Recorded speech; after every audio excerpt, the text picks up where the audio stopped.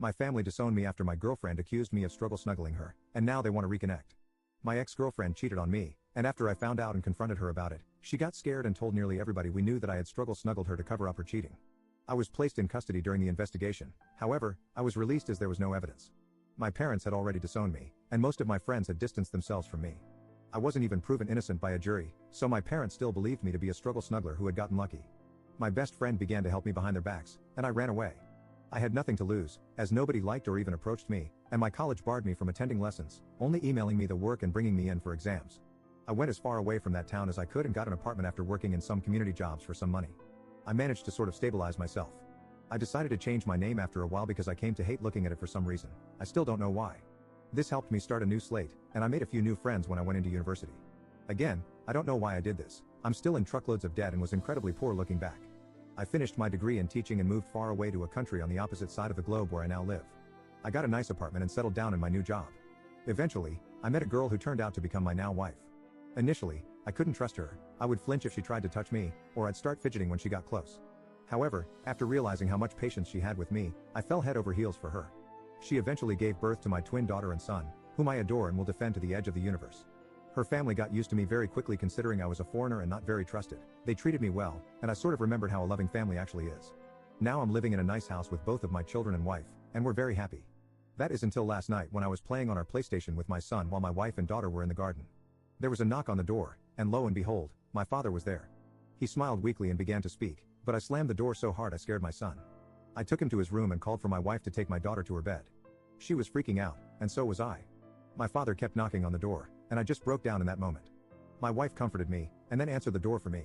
She asked who he was, and he said he was my father. I had given my wife a vague background of me, and she had nothing but sorrow for me. She looked understandably pissed and began to scream at my father for abandoning me and whatnot. After she calmed down, I told her to let him in and instructed her to go to our kids' bedroom to keep them busy while I talked to my dad. He explained that he was doing my ex-girlfriend a favor by clearing some stuff on her phone. While he was managing her messages, he stumbled upon a conversation between her and the guy she cheated on me with, expressing guilt for ruining my life and a desire to take it all back. My father didn't confront her, as he wasn't ready to revive a dead situation, but silently began to search for me to share his belief in my innocence. I don't even know how he found me, but I don't care because he's here. Now, for the part I need help with. I don't know what to do. I've considered my options after wandering through random streets and have come to some conclusions, but I'm not sure what the best decision is. I could turn him away, telling him to go back to our country, leaving me alone, or I could reconcile with him and meet my mother again for the first time in forever. Update 1. I visited my father in his hotel and informed him that I wouldn't reconcile with him or anything like that. He had tears in his eyes but was understanding. He mentioned that he had told my mother about her and cut my ex-girlfriend off from the family entirely. I asked him why there was still contact, as many of you questioned, and he explained that she apparently felt too guilty to really let us go. I'm not too inclined to believe it, as were many of you, but it's closure enough for me.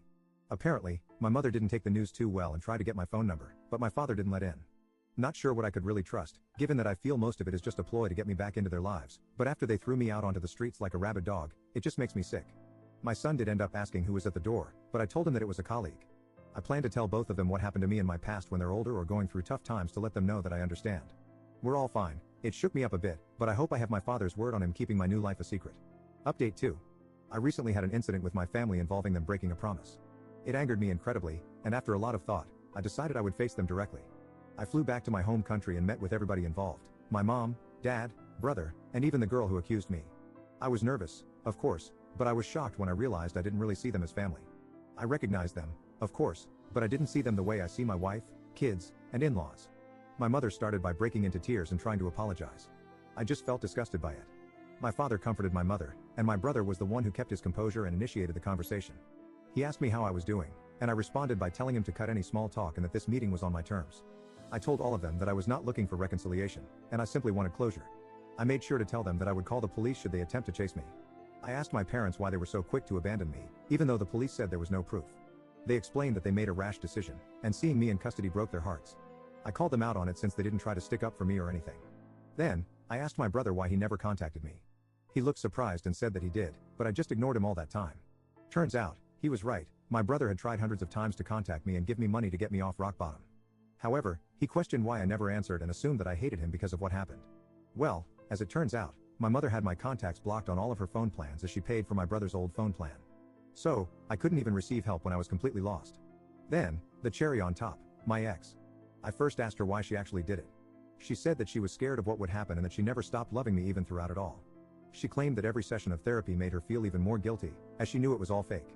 She then told me that she hadn't dated anyone since, in hopes that I would come back, and she could apologize because an apology would apparently reverse time and fix it all. Even that turned out to be a bunch of lies because my father said that he found chat logs of 3 different partners she had when I was away. My ex broke down crying and tried to hold my hand. She had the freaking audacity to ask for another chance. This just made me spiteful, and I pulled out my phone and began showing all of them hundreds of pictures of my 2 children's milestones and the good times my family had together, our visits to cities, their first day of school, both of them and my wife in my arms. I told her that this was what she could have had if she wasn't so stupid, and my parents what they missed out on for not even hearing me out. I had a moment when I thought I had gone too far, but I realized that compared to what they did to me, I hadn't. My visit wasn't all miserable, though, as I met up with my old best friend and his family. They were happy to see me, and I was still grateful for them taking me in when it felt like the whole world was against me. I plan to return to the country one day to show my kids where half of their culture comes from. I won't let them anywhere near my family, though.